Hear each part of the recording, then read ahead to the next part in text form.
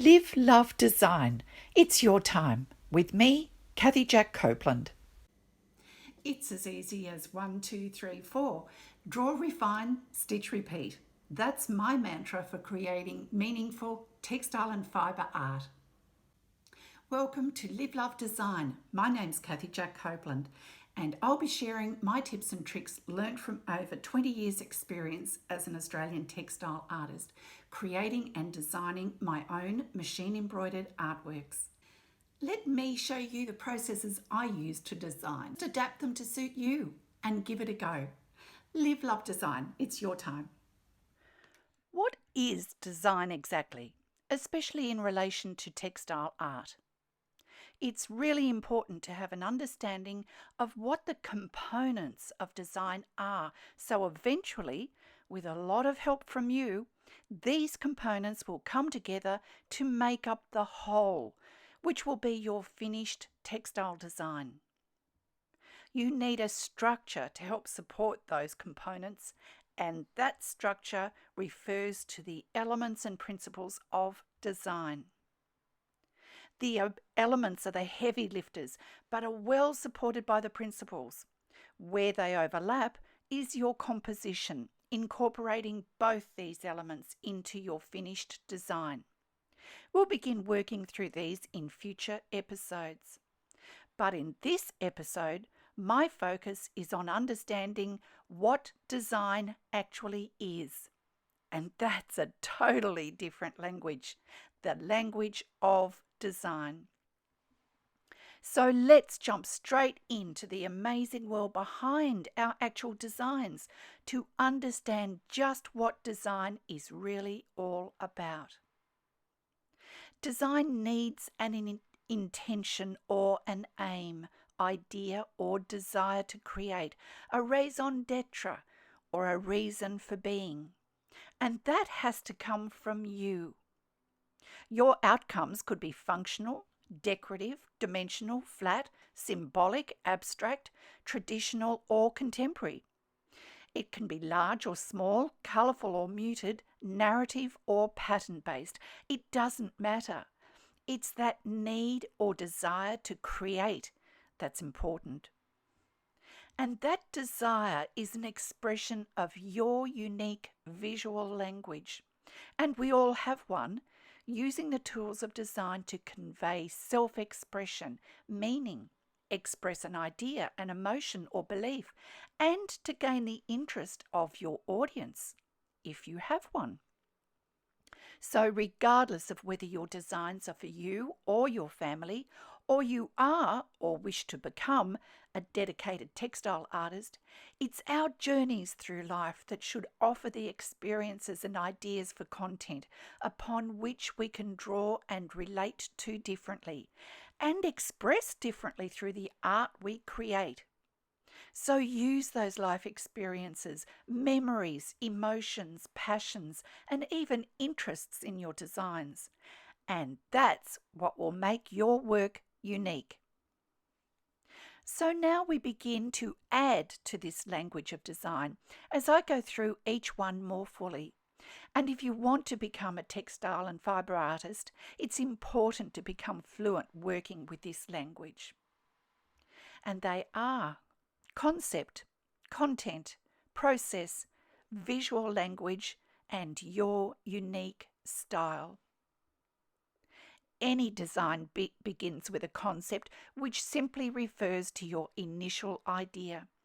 Then, with the addition of content and process, progresses to its realization or completion, using the elements and principles of design to create an harmonious and unified artwork.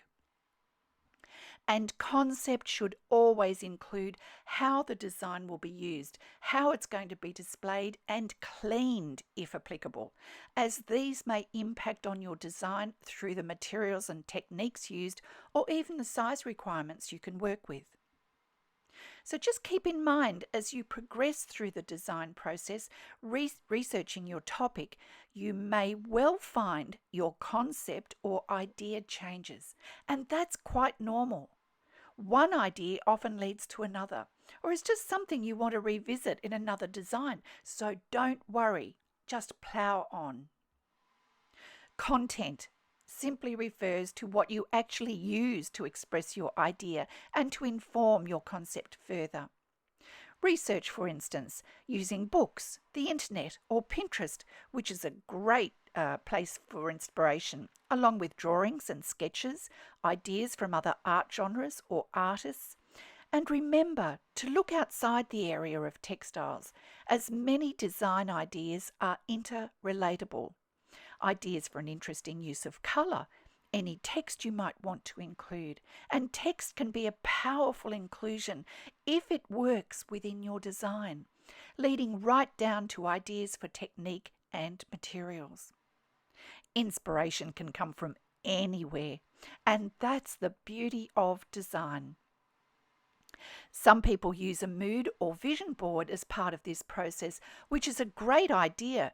They're highly visual, they're a valuable tool for the textile and fibre artist, and they give you a chance to audition all your ideas together to see if they work.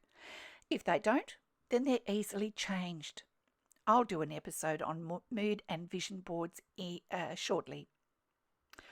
Now, on to process, and this is where we start to get down to the nitty-gritty, our ability to plan a design using our creativity, our problem-solving abilities, and exercising our flexibility, our technical skills, and originality. Because at the end of the day, there's always going to be a problem to solve, a mountain to climb, and innovations to be adapted. And to do all of this efficiently, process should also include knowing how you work best and setting up systems or templates to help foster that. That might be as simple as having a sturdy box for all your drawing equipment. So when you want to work, you simply grab your box and go, instead of trying to find each individual item every time you want to work. And when you've finished, you have that box ready to pack everything back into to store away neatly. Or it may mean having all your sketchbooks dated year by year, so you can easily reference them for future design work. And this is really important. Don't forget earlier work. Just because you've finished a design doesn't mean it should be forgotten. You can still extend or expand upon that design to create something entirely new. I'll do an episode on extending and expanding a design soon as well. I'm also including here designing to your technique. For instance, I like to work big, so I design big. But if you're a hand embroiderer or a bead artist, that probably wouldn't suit you. So understanding the scale your technique allows is also valuable. Process is a skill all on its own, but the more you use it, the easier it becomes. And anything that supports you creating will also support innovation and lift your skill level as well. They all go hand in hand. And at this stage, it'd be good to look at and understand how you work best and begin to make note, because this will help support your process. Ask yourself these questions. Remember, this is all about how you like to work and create. Do you work best in the morning or afternoon? What are the creative techniques you favour? Collage, painting, or drawing? Is your equipment easily accessible? What are the types of marks you like to make? And do you set aside blocks of time each day or week to design? Designing your own work is not always easy, but if you look at some of your past work, it'll tell you the marks you tend to make, the arrangements that make sense to your expressiveness, and the colours you use frequently. And these eventually come together to produce your unique style, unique to you and no one else.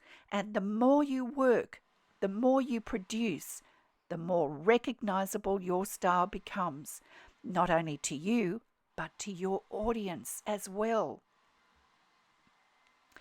Language is communication. So visual language simply means communicating using visual elements.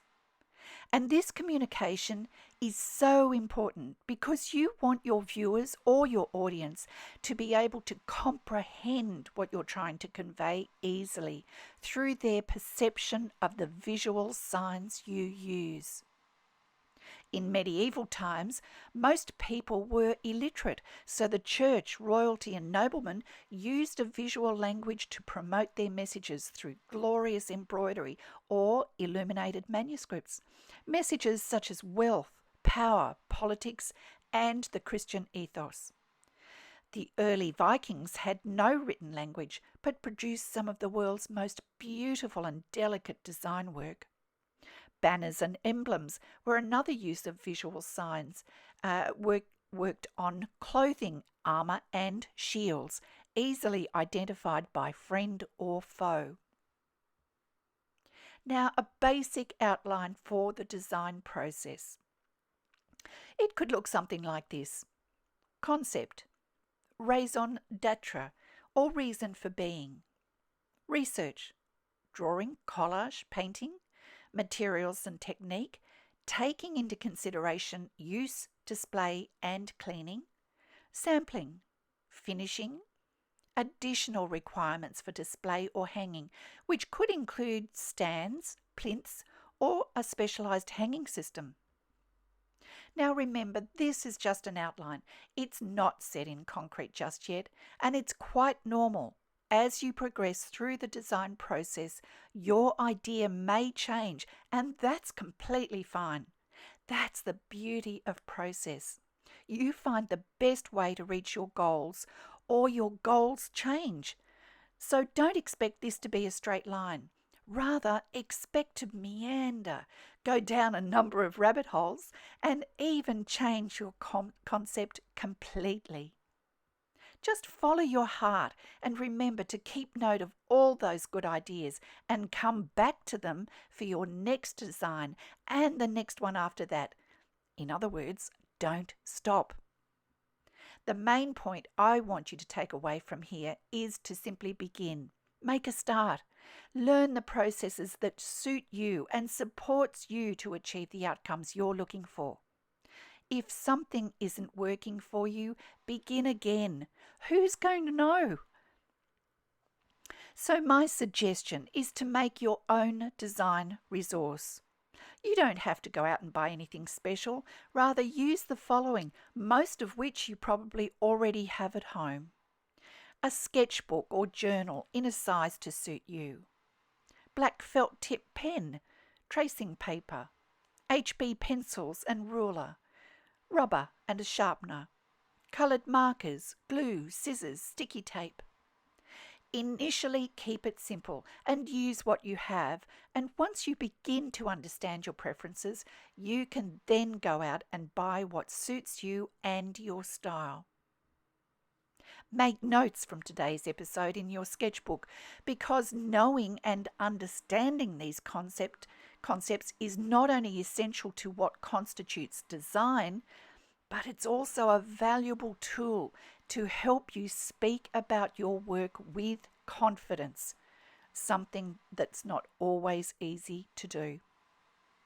And as I go through this design series, you'll be adding to this resource to ensure you have an understanding of each of the elements and principles of design and how you can apply them in your work. So make the work in your sketchbook yours and easily understood by you. And if you want further research into this topic, go to the links to my 4-part blog series about the hierarchy of design, available in the description below. And just remember, design takes patience and practice. Live, love, design. It's your time. With me, Kathy Jack Copeland.